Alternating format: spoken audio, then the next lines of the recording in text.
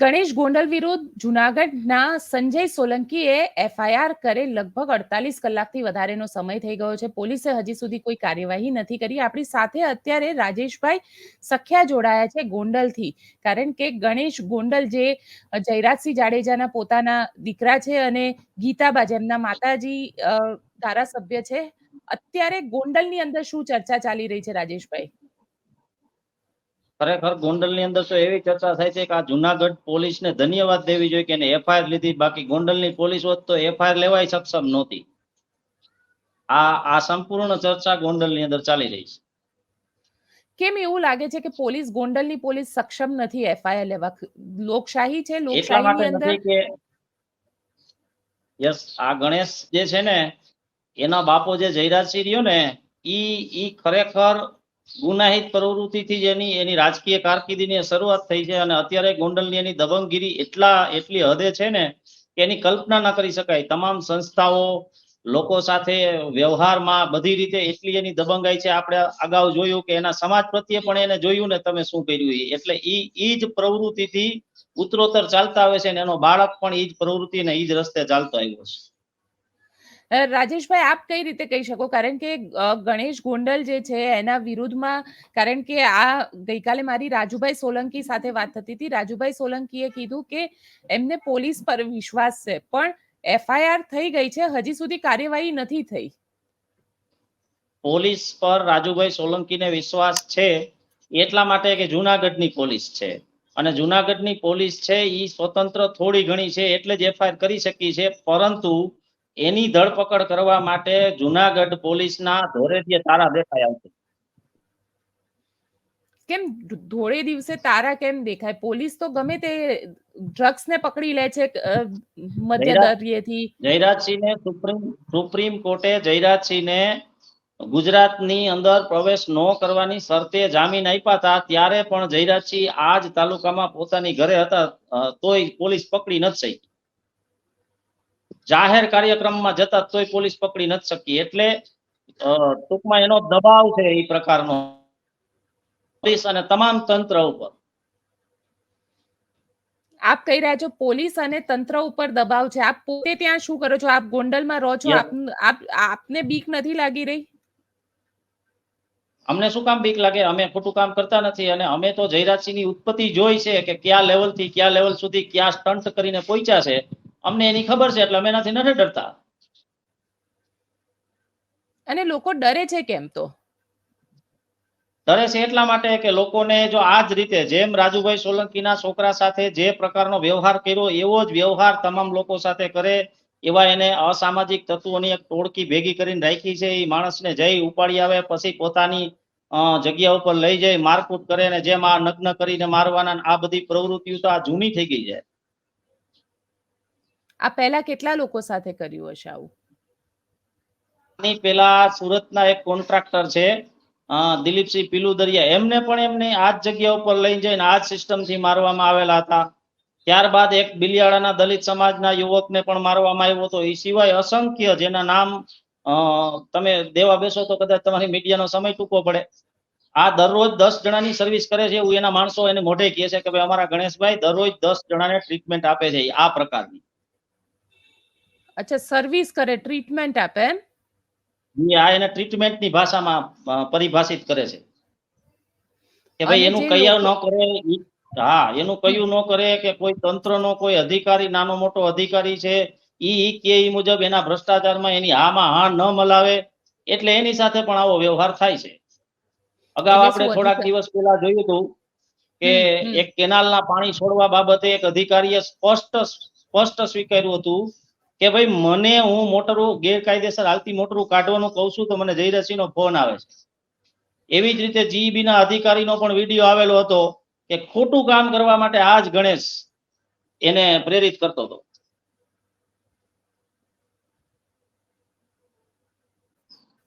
જી, આપનો અવાજ આવી રહ્યો છે. જી, આવી જ રીતે છે ને બેન, તંત્રના અધિકારીઓને અને આમ નાગરિક અને લોકપ્રતિનિધિઓને પણ આ જ રીતે કરવામાં આવે છે.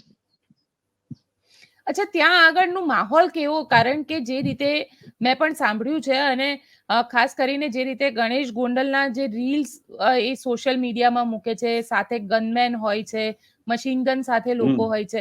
શું કહેશો આપ?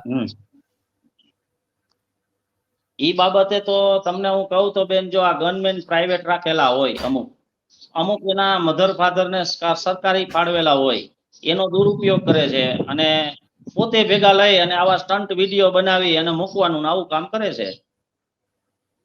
અચ્છા, તમને પોતાને અસામાજિક કારણ કે તત્વોની હમ જી અસામાજિક જી જી તત્વોની એક આખો સમૂહ ભેગો રાખ્યો છે. અને કેવા લોકો છે એમાં? અસામાજિક તત્વો છે, ભ્રષ્ટાચારી અને અસામાજિક વ્યસની લોકોની એક ટીમ રાખી છે. રાત દિવસ 24 કલાક એના ભેગી રખડે. પણ એમના માતાજી છે એ તો ધારાસભ્ય છે ભારતીય જનતા પાર્ટીના. ભારતીય જનતા પાર્ટીના ધારાસભ્ય છે, નો ડાઉટ. લોકોને મત દેવા જવા દે મતદાન મથક સુધી, તો ને મરી ગયેલા માણસના મત નાખીને જીતીને આવે છે.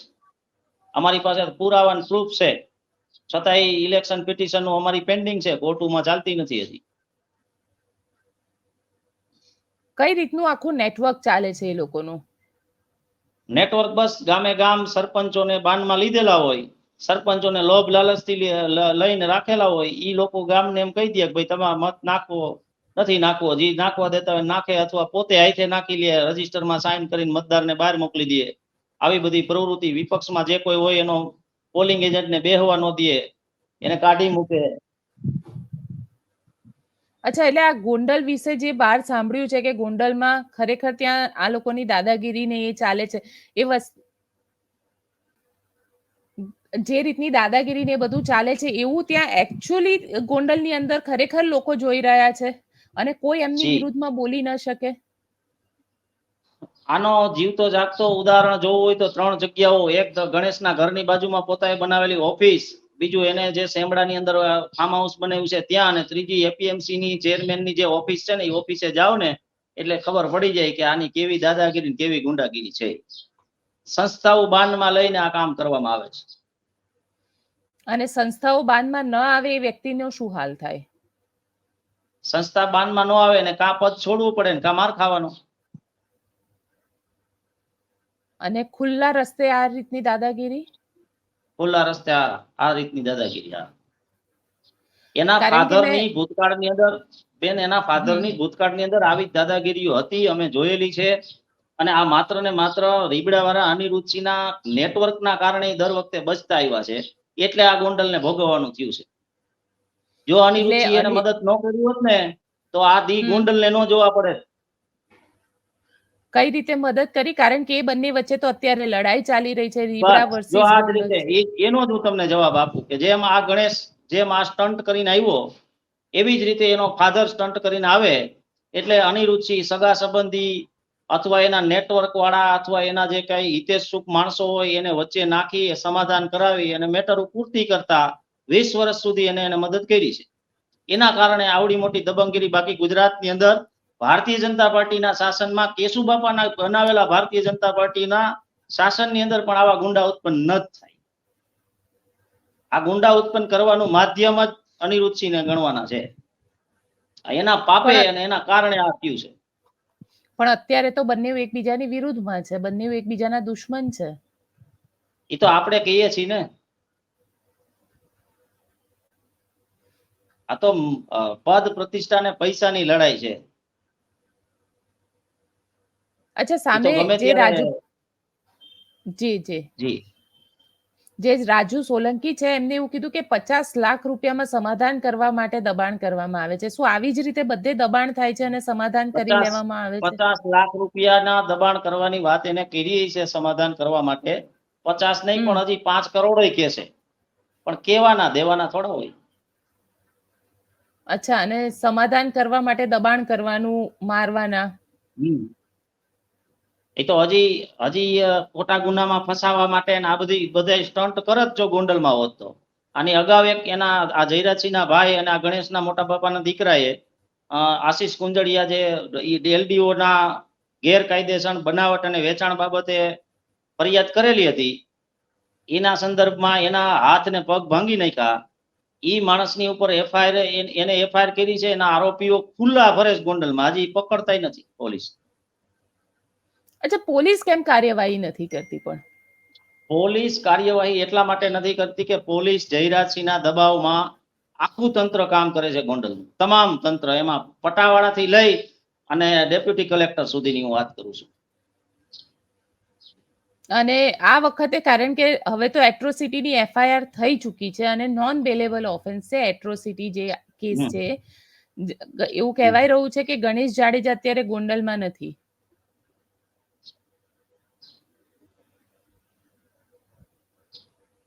ગણેશ જાડેજા અત્યારે ક્યાં છે, આપને કોઈ આઈડિયા ખરો?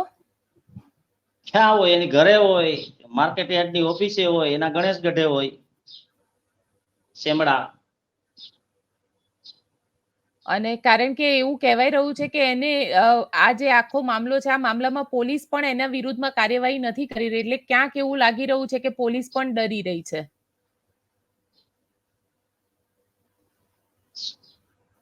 હા બેન. જી રાજેશભાઈ, કારણ કે જાણવા માંગીશ કે આ જે રીબડા વર્સિસ ગોંડલ વાળું જે શરૂ થયું એ કઈ રીતે શરૂ થયું? ગોંડલ અને રીબડા વાળું જે શરૂ થયું ને, એનો પ્રથમ પાયો ઈ છે કે આજ ગણેશ લીલાખાની અંદર જ્યારે એના ઘેરે એસી માં આગ લાગી હતી ને, ત્યારે સરબીત મહિપતસિંહ બાબતે એને એલફેલ શબ્દો બોલ્યા હતા, ત્યારથી ઈ બે પરિવાર વચ્ચે અણગમો થયો છે. બાકી 2017ની ચૂંટણીમાં તો બંને ભેગા હતા અને બે છોકરાવે, આના રાજદીપસિંહે અને આ ગણેશે, બે ભેગા રહી અને રીબડાના પાદરમાં ચૂંટણીના રિઝલ્ટ પહેલા ફટાક્યા પડ્યા. તો શરૂઆત ઝઘડો કઈ રીતે શરૂઆત થયો કે મહિપતસિંહ બોલ્યા એટલે આખી ઝઘડો શરૂ થયો? જી, શરૂઆત ગણેશથી થાય છે ઝઘડાની. ત્યાર પછી નાની નાની બાબતોમાં આપણે જી. અચ્છા, ગણેશનું પોતાનું નેટવર્ક કેવું? ગણેશ પોતે પણ એક એ જ રીતની દાદાગીરી કરતો વ્યક્તિ છે જે રીતે જયરાજસિંહ કરતા હતા? બેન, ખરેખર તમને કહું ને તો આ રાજકીય પરિભાષામાં આવતો નથી, એક જાતનો માનસિક રોગી છોકરો છે આ. અને એવું કેમ લાગી રહ્યું છે? સાઉથ ફિલ્મના સ્ટન્ટ કરવા અને લોકો સાથે આમ દબાવમાં રાખી અને આ કાર્ય કરવું ને, એ કોઈ રાજકીય પરિભાષા નથી. જાહેર જીવનનો વ્યક્તિ આવો ન હોઈ શકે, તો એક મેન્ટલ છોકરો છે.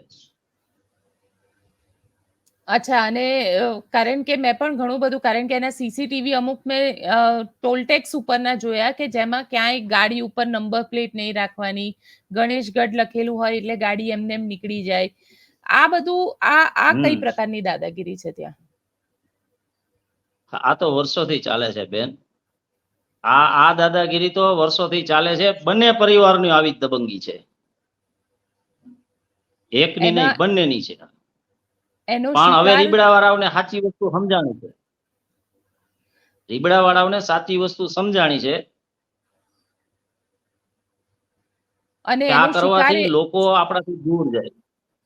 બિલકુલ, એનો શિકાર શું સામાન્ય જનતા પણ થઈ રહી છે? હા, થાય છે ને.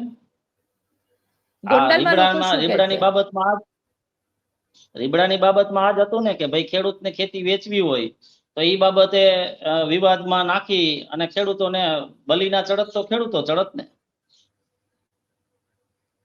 ન્યાના પટેલો ચડત, જે જમીન ધરાવે છે એ બિન પટેલો ચડત. આને શું લેવા દેવા? લોકો શું કહે છે? લોકો આવી દાદાગીરી અને આવી દબંગગીરીમાં જીવવા માંગતા નથી. લોકો આશાવાદી બન્યા છે સુપ્રીમ કોર્ટના ન્યાય ઉપર, કે સુપ્રીમ કોર્ટ સાચો ન્યાય સમય મર્યાદામાં આપે ને એવી કુદરત પાસે પ્રાર્થના કરે છે. બિલકુલ રાજેશભાઈ, આપ અમારી સાથે જોડાયા અને આપે નીડર રીતે અમને જે વાત કહી, કારણ કે ગોંડલની અંદર લોકો બીતા પણ, કારણ કે ગણેશ ગોંડલનું નામ લેતા પણ બીવે છે. આપને ડર નથી લાગી રહ્યો? શેનો ડર લાગે?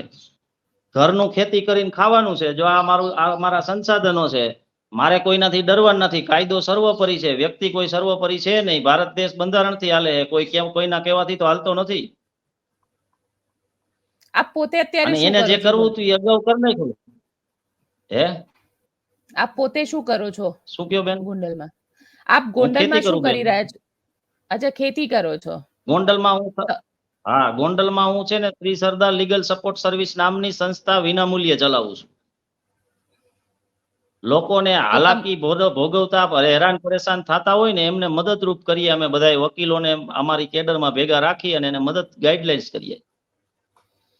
તો તમારી પાસે આમના શિકાર થયેલા લોકો પણ આવતા હશે, ગણેશ ગોંડલના, જયરાજસિંહના? શું બેન? તમારી પાસે ગણેશ ગોંડલના શિકાર થયેલા લોકો પણ આવતા હશે, જેની સાથે મારપીટ કરી કે જયરાજસિંહે ઈ જ મારપીટ બધાય કરી? આવે, ઈ જ બધાય આવે, ઈ જ બધાય આવે. કોઈ એના કારણે પોલીસ ફરિયાદ ન લેતું હોય, કોઈ વાદ વિવાદને કોઈ પતવા ન દેતું હોય, આવા બધા કેસો હોય અમારી પાસે આવે, અમે આમાવાળાને વિનંતી કરીને પતે એટલા પતાવી.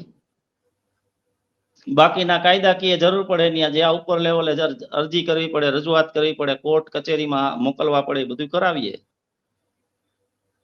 તો પોલીસ પર સવાલ ઉભો થઈ રહ્યો છે. સામાન્ય વ્યક્તિની એફઆઈઆર તો લેવી જ પડે પોલીસે, પણ પોલીસ આમાં કેમ પોલીસ પણ બીવે છે ગણેશ ગોંડલ ને જયરાજસિંહથી? પોલીસ એટલા માટે બે છે કે પોલીસ ચોખ્ખે હાથે ગોંડલમાં નોકરી નથી કરતી. બુટલેગરો પાસેથી હપ્તા લેવા, દેશી દારૂવાળા પાસેથી હપ્તા લેવા, તે પછી અમુક પોલ્યુશન ફેલાવતી ફેક્ટરીઓના પાસેથી હપ્તા લેવા, અમુક વેપારીઓ જે વરલી મટકાના હોય એ બધા પાસેથી હપ્તા લેવા. એટલે પોલીસ છે ને ચોખ્ખા કોલરે નોકરી નથી કરતી, એટલા માટે એને ડરવા. બિલકુલ રાજેશભાઈ, આપ અમારી સાથે જોડાયા તેના માટે આપનો ખૂબ ખૂબ આભાર.